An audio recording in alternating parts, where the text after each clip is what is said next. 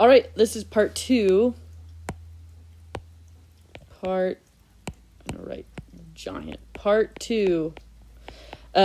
So in the last part, we went over, we kind of like investigated sine, cosine, and tangent. So for this part 2, we're just going to do like a quick overview of like these parent graphs. So when someone asks you to graph sine of theta, what should you think about? That's what we want to know. Okay, so here we go. If we were just asked to graph sine of x, okay, so we did this above, but this is what we're going to think about.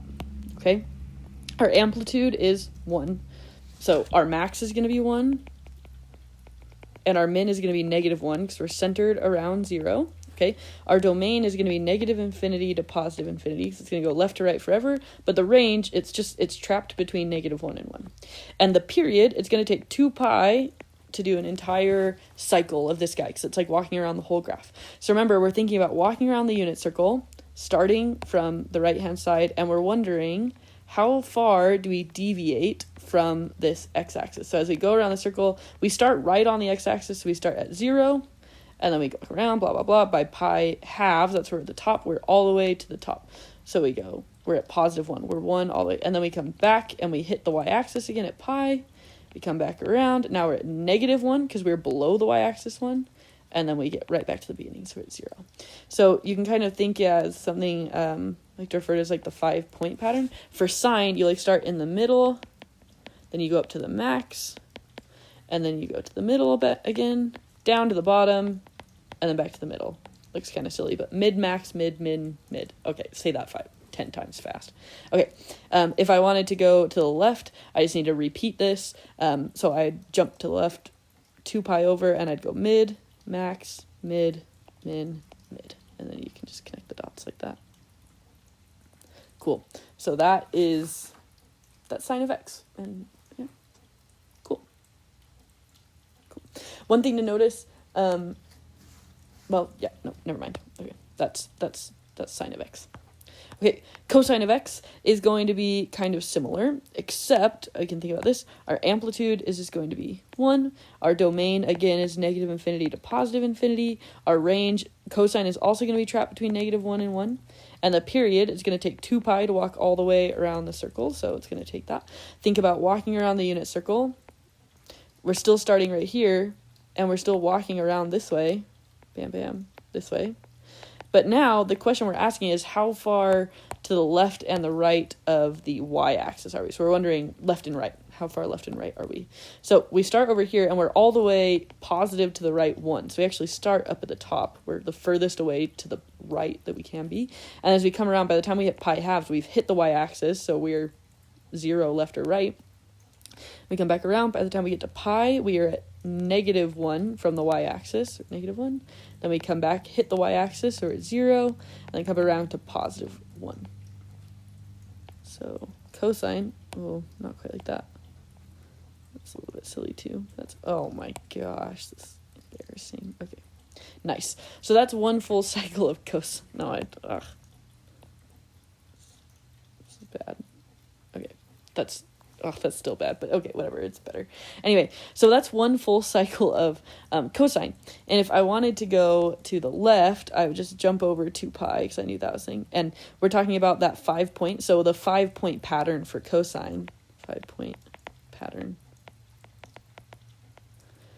You start at the top, so I'm going to do max, mid, then min, back to the mid, and back to the max. Maybe I should call it like top. That way it's not like max, mid, min. Yeah, anyway. So we go max, mid, min, mid, max. Yeah, I think we should call it top, middle, bottom. Then it'd be like top, middle, bottom, middle, top. Cool. So that is cosine. Awesome. Okay, tangent is the weird one, so we have to be careful with tangent, okay? So, if we think of our unit circle, okay, one thing that you can watch out for is, remember, tangent is sine over cosine. So the asymptotes are going to happen when cosine is 0.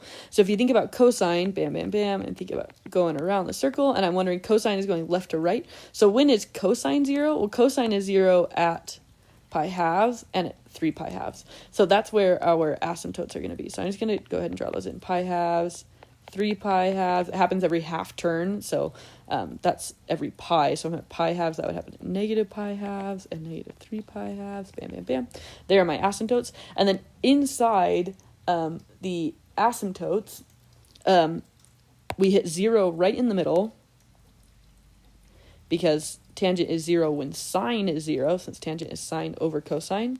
And then it's a little bit strange because like halfway in between these, like at pi force and 3 pi force and negative pi force. Pi force, remember, is where sine and cosine are the same. They're both square root 2 over 2 because you have that 45, 45, 90 triangle in the middle. So that's where it's going to be like positive 1 and negative 1. And then you have to fill in the graph with like that squiggle. So it goes all the way down to the bottom, through the middle, and it goes up.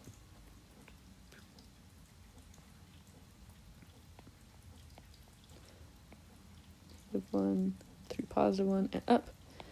Negative 1, halfway, positive 1, goes up. Nice.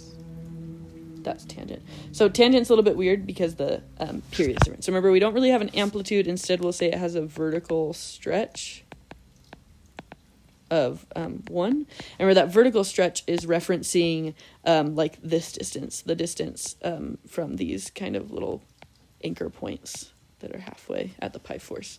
Vertical stretch of 1. The domain is x not equal to, so the only thing we have to exclude are where we have these vertical asymptotes. Those are not in the domain because we don't have picture there. Okay, or we divide by 0, and that's not allowed in the domain.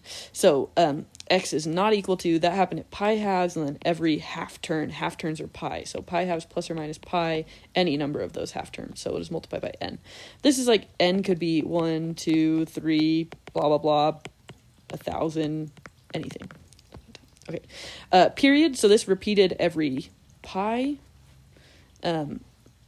And then the range is everything. So we go all the way from the bottom all the way to the top. So range is negative infinity to infinity. Remember, we always put, we always use open parentheses with the infinities because like infinity isn't a real number, so we can't actually get infinity and blah, blah, blah.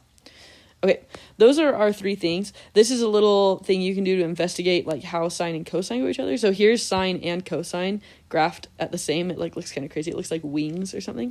So you can see there are a couple of key things in here. One, you can see where they meet up and they're equal.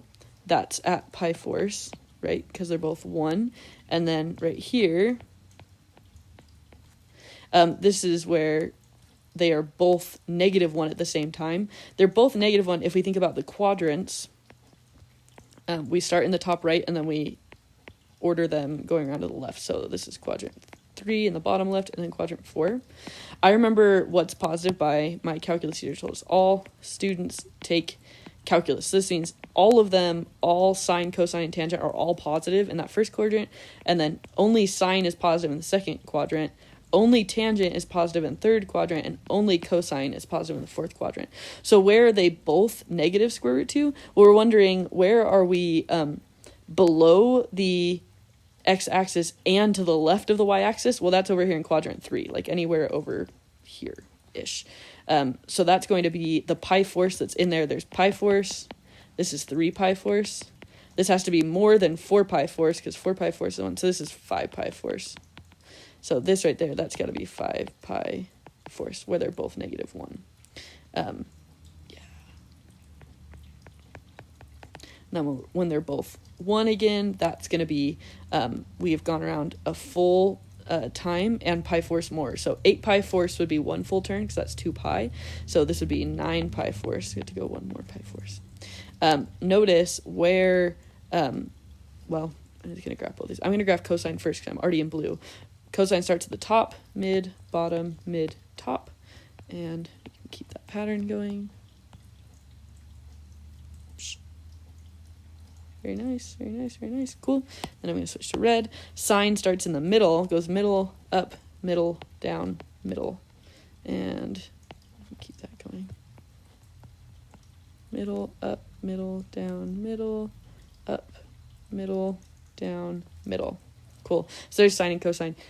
Notice wherever cosine is 0, so we're looking at where the blue hits that middle line where cosine is 0, that's where tangent has those asymptotes. So our tangent graph is comparing these two. Tangent, if I were to graph tangent right on top of these, it would look like this.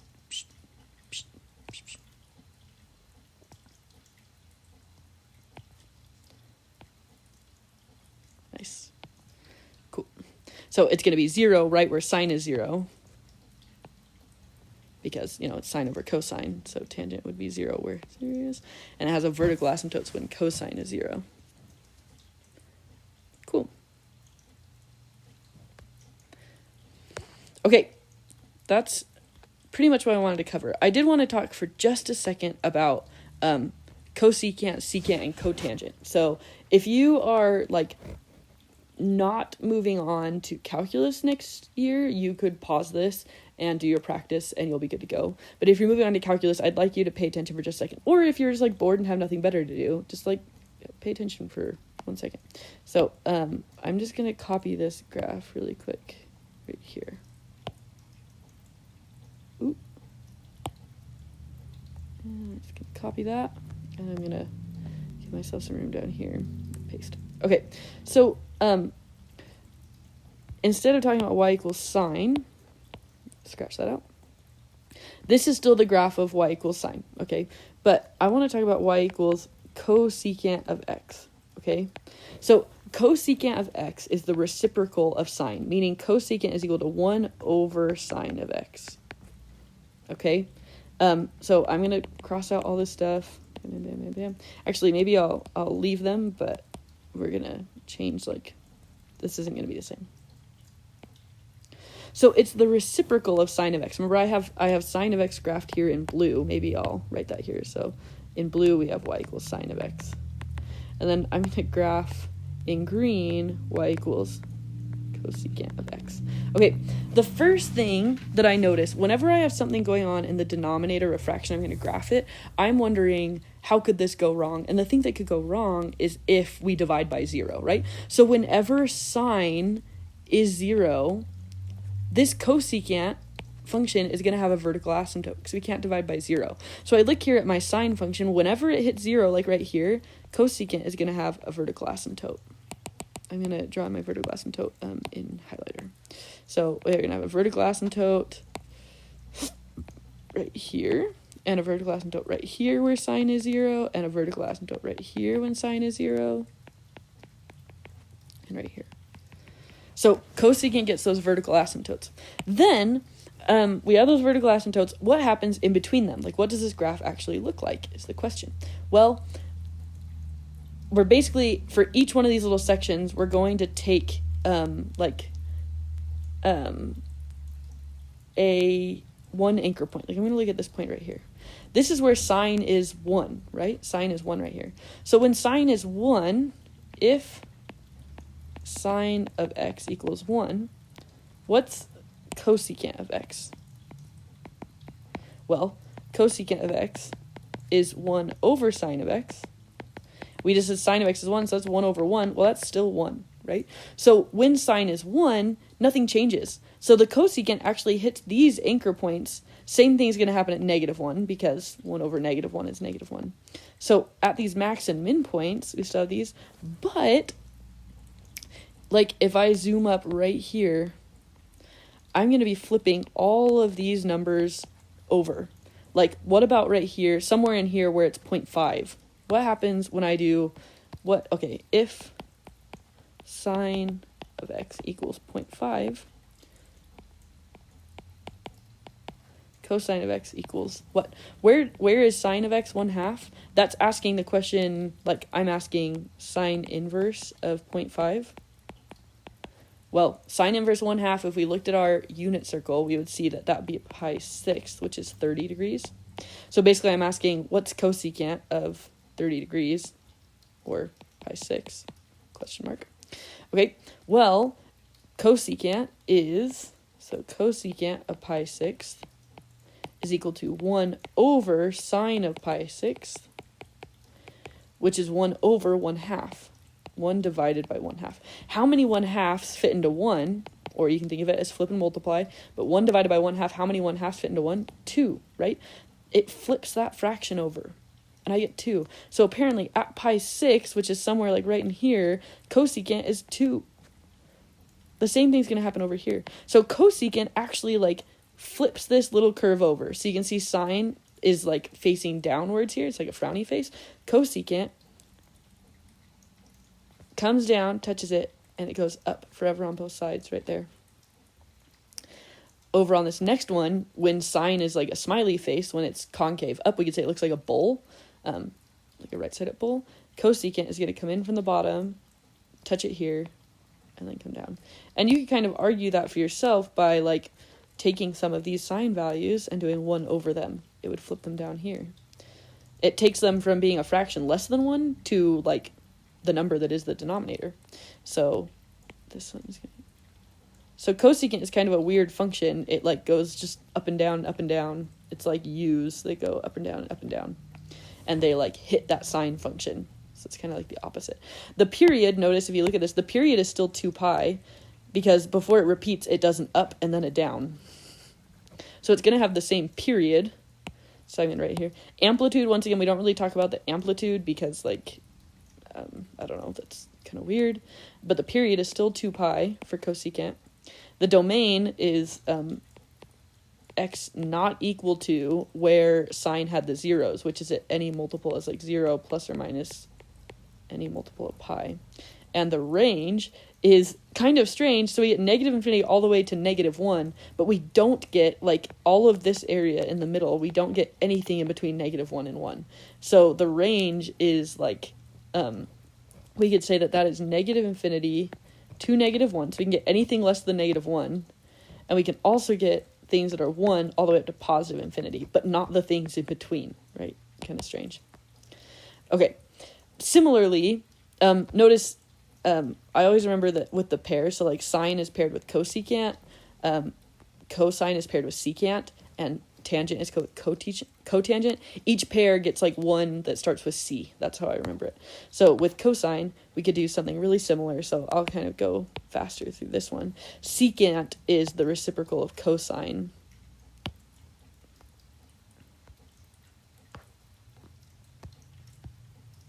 Paste. Okay. So instead we're going to investigate. So cosine is in blue. I'll do secant is the pair for cosine. So secant of x, same thing. Secant of x is 1 over cosine. So the bad things are going to happen when cosine is 0, because I'm going to be dividing by 0. So when I look at my blue graph, when my blue graph hits 0, I'm going to have a vertical asymptote for my secant graph. So wherever blue is 0, I'm going to have cosecant. And then the same exact thing that happened with our sine is going to happen. Like where it hits 1 and -1, secant is going to hit that. But then it's going to do the opposite. It's going to be like the U's that go up and down. And they just kind of mirror that almost in between each one of these. Kind of strange. And we don't really talk about an amplitude. The period is still 2 pi. I don't know why I scribbled that out. Domain is everything except for where we have these vertical asymptotes. So it's like x not equal to, well, the vertical asymptotes happen at pi halves plus or minus half turns, so plus or minus pi n. And the range is everything except for -1 to 1. So we could say it's from negative infinity to -1, and then from 1 to infinity. Oh, these should be brackets, because we do actually have a point where we get -1 and a point where we get 1. We do have -1 and we do have 1. Cool. Cotangent is kind of similar to tangent, but a little bit more different, because cotangent is 1 over tangent of x, and it just gets a little bit more strange. So if you're interested in cotangent, I dare you to go to Desmos,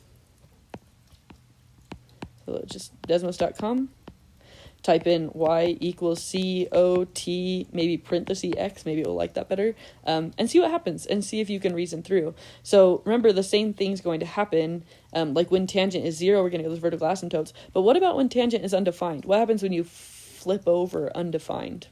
It's a good question, right? What happens when you flip over undefined?